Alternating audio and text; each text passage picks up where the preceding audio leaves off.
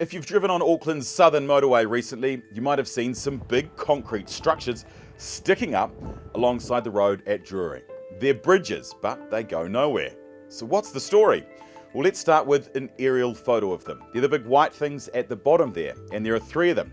There's that big one in the middle and two smaller ones on either side. This is the plan. The motorway will be realigned and up to 6 lanes of traffic will use the main bridge. The small one below it, that is the southbound on-ramp. The one on the other side, that is the northbound off-ramp. And all three of them, they bridge over a rail line. But it's not just any rail line, it's the North Island main trunk. There are 2 tracks, they're super busy with freight and also passenger trains to Pukekohe.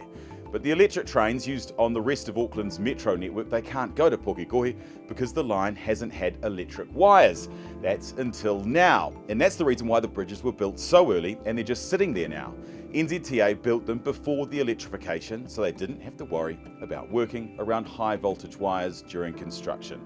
Now these are the existing bridges from underneath. You can see it's very cramped. The new ones, they're much higher to give more clearance for those power cables. And they've been future-proofed as well. They're much longer, so a third rail line can be installed if needed. And given Drury is booming at the moment, there's room for a cycleway and a walkway. And if you thought they popped up overnight, you'd be right. This massive 600-ton crane, it lifted the 12 steel beams into place while most of us slept. Concrete was then poured on top to join the beams together.